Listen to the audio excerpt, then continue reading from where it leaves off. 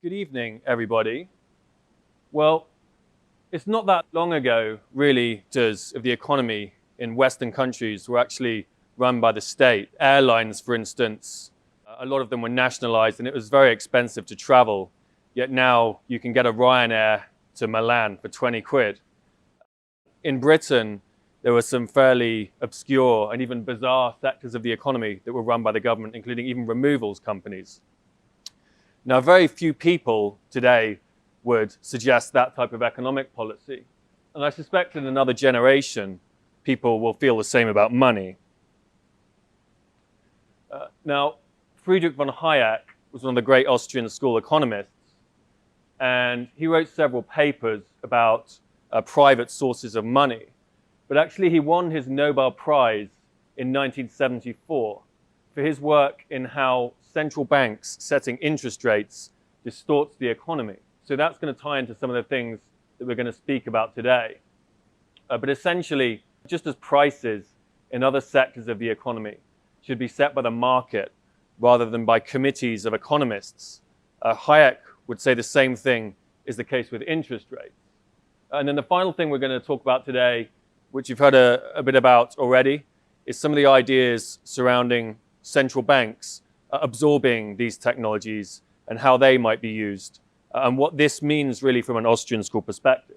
And the think tank that I run, the Cobden Centre, in 2016, we ran the European Parliament Blockchain Summit. And so we had the IMF, the OECD, the World Bank, the UN, the Bank for International Settlements, Europol, and so on, all attending. It was the first time all of these institutions had ever attended a blockchain event. We also had the NASDAQ stock exchange, a lot of companies like Microsoft and so on. And essentially, we discussed many of these issues and how it might develop. Now, a couple of people today have asked me really whether this blockchain stuff is just a lot of hot air, just a fad. Now, at the European Parliament Summit, every single one of the global institutions understood that this is going to bring about profound changes in the economy. It's extremely innovative. Now, it's difficult to predict at this stage how that's going to develop, but we know that it will bring about major changes to our economy. And yes, so following that event, actually, Europol and the OECD kindly wrote papers for the Cobden Centre going through some of these issues, which you can find at our website. But one of the most interesting points that kept coming up was this idea that when money can be created privately, essentially control over monetary policy instruments is then ceded to the private sector. In other words, central banks will no longer have the power to pursue the kind of monetary policy that they would want to, and which a lot of modern mainstream economics would recommend, including some of the more radical forms of monetary policy that we've seen over recent years. Now, what we're entering now really is the first true free market in money of the modern age, that is the information age. So I'm sure everyone here has heard of Bitcoin, but you should understand there's a lot of different alternatives now. Digital gold is just emerging, but also, for instance, Gridcoin was set up by the University of California at Berkeley. And with Gridcoin, when you offer up your computational power from your home computer to be used for scientific research in medicine, mathematics, and physics, you are rewarded in newly created grid coins. Then following this, Stanford University set up CureCoin along a similar principle. So if you donate the computing power of your home computer, you are rewarded in CureCoin. And that computing power is then used for research in protein folding, which requires huge computational resources. So essentially, you're leading to the discovery of these important new medicines, but being paid in these new forms of coins. So really, this is very innovative. It's a complete shift from what we've seen before in terms of traditional central bank money. And actually, this brings forth a concept from one of the great Austrian school economists called Fritz Machlup, and that's the concept of moneyness. The idea that in different scenarios, different things have different levels of moneyness. He was actually talking about, for instance, certain forms of debt instruments. But in one of the Bank of England's papers on digital currencies, they also talked about cigarettes being used as money in prisons and concentration camps and so on. So that's important to bear in mind here when we're talking about these different forms of money. Sometimes people say which one is going to replace central bank money. Whereas actually it's more useful if you think about it, this idea of moneyness. Different forms of money will be more useful in different scenarios, in different areas of the economy. Now, in terms of some of the technological developments, we've heard about some of them today. Veronica talked about them. One of the most interesting aspects, you can see this quote here from Charles Hoskinson, is this idea that the money itself becomes programmable. So you can program terms and conditions into the money. So let's say, for sake of example, you send some money to one of your children. You can program into that money what it can and can't be used for. So that's a major development for the economy and really for society as well. But in a moment, we'll also be talking about what's likely to happen if the state starts issuing blockchain-based money. I mentioned Friedrich von Hayek earlier. So again, he'd written several papers about competing forms of money. But he won his Nobel Prize for his work in essentially how central banks setting interest rates distorts the economy. Now again, having committees of economists and bureaucrats setting prices has failed essentially in every other sector. It's been attempted in many economies. The government setting the price of food, of fuel, of consumer goods. We see it at the moment in Venezuela, where the government sets the price of food and the shelves are empty. Now, in essence, the Austrian school applies this to interest rates. It treats interest rates as a form of prices. So, for instance, in a free market, if more people are saving, that means there's a greater pool of savings, so interest rates come down. If more people wanted to borrow, then that will push up interest rates. So again, just like other prices in the economy, it's constantly equilibrating. When a central bank sets interest rates too low, essentially more credit is created than is justified by the amount of savings in the economy. So this results in a distortion in the time preferences of the economy.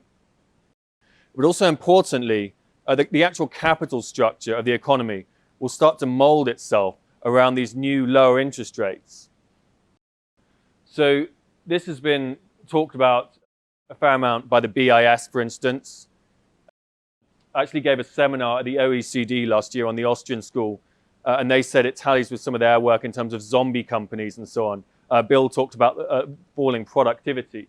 So again, the capital structure of the economy is molding itself around these artificially low interest rates. Now, private money creation, in whatever form that comes, is going to allow a move away from this type of economy where interest rates are set artificially low by central banks. So if interest rates are allowed to be set by essentially the free market, again, the demand and supply of credit, then time preferences can become re-coordinated. And the economy can begin to function as normal again. So we'll move away from this system of the economy molding itself around 0% interest rates. Now, with the development of blockchain, we've already seen hundreds or maybe even 1,000 plus different types of money that appeared so far. But surely what you'll also see over the coming years is credit markets as well. So blockchain is very nicely set up really so that in principle, you could have both peer-to-peer lending, but also you could have intermediaries on a blockchain as well. So again, this reinforces, coming back to that idea that I mentioned at the European Parliament Blockchain Summit, that there's going to be a move away from central bank power. Once money can be created privately, but also importantly, once credit markets can take place away from central banks set by interest rates, then it's a move away from that system. So from the perspective of Friedrich von Hayek and Ludwig von Mises, again, it's allowing interest rates to be set by the free market, which will allow economic recovery. The IMF have done a fair amount of work on this. Their blockchain team attended the European Parliament Summit. And actually this quote nicely sums up our position. So again, if more people are using private forms of money, then in the case of by negative demand shock, essentially for non-economists, a recession, in traditional economics, the central bank lowers interest rates, expands the quantity of money, and stimulates the economy out of recession. Now, if they can't do that, that can lead to a deflationary spiral, as it's shown here. But from the perspective of Friedrich von Hayek and Ludwig von Mises, again, when a central bank lowers interest rates, they're not stimulating the economy. All they're doing is sending false price signals to the economy. They're distorting the economy. Just like when governments in Venezuela set the price of food or anything like that, what we need really is interest rates set by the market rather than by government bureaucrats. So in that sense, the IMF have got it back to front here. And we see, again, this general idea more and more. So the National Bureau for Economic Research talked about how as private forms of money become more competitive, it will force central banks to pursue a tighter monetary policy.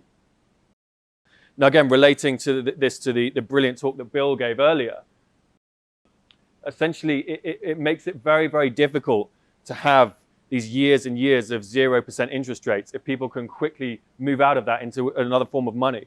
An example I came across recently, there's a guy I know in America who set up a company where essentially you can deposit your money with them and they will buy gold. So essentially it's converted into gold. What they will do then is lend out the gold to hedge funds and so on. There are various financial institutions that borrow gold on a short-term basis, and they will then insure that with several insurance companies. So again, your money is then essentially gold. You're receiving interest on that gold, and obviously it's insured, so it's very safe.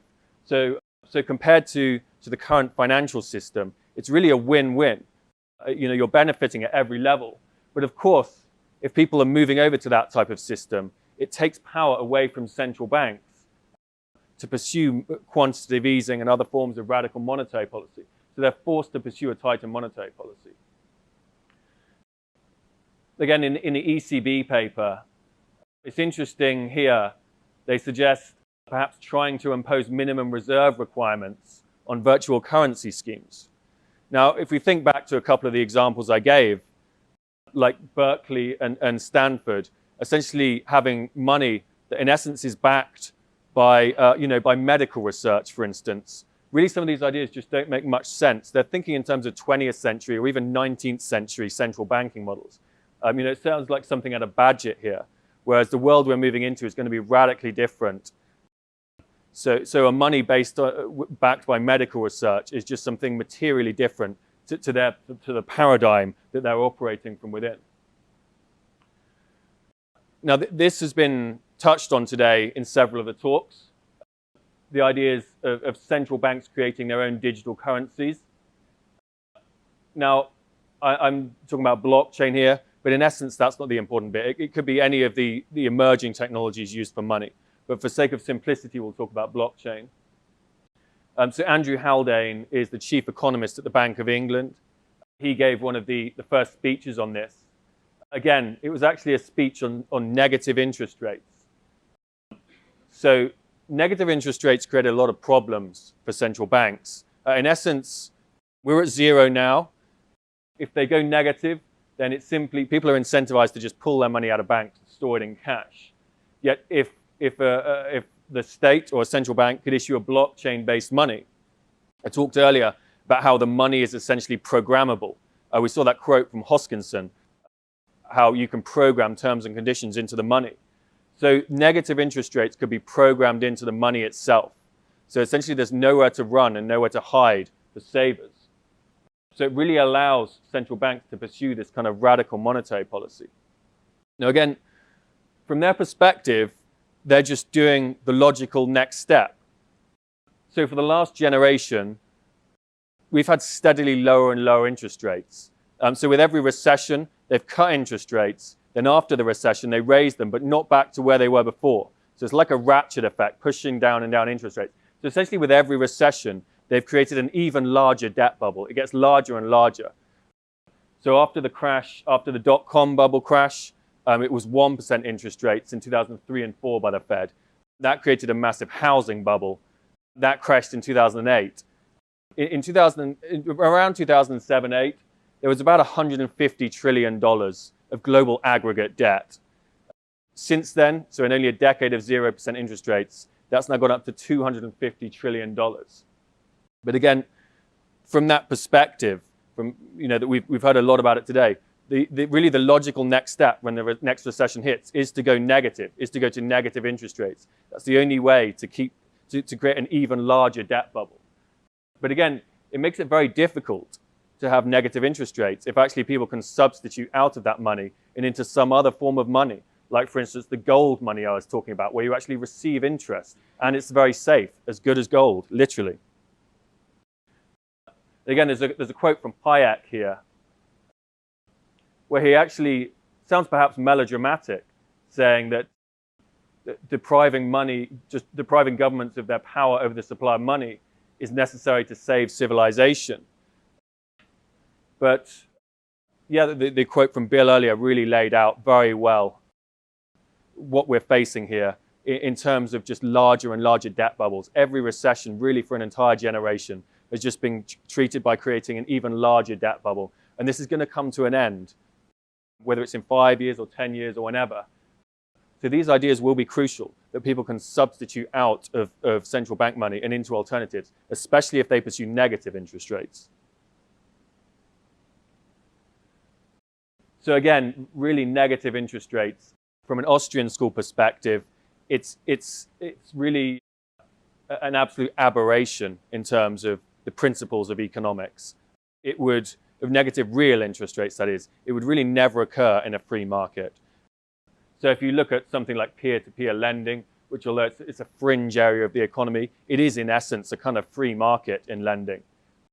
If you were to go on a peer-to-peer lending website and say you want to borrow £30,000 to set up a business, and people say, well, what interest rate are you going to offer? And if you were to say, I want -5%, I want you to pay me for borrowing the money. Of course, you're not going to get that loan. Questions at the end is easier.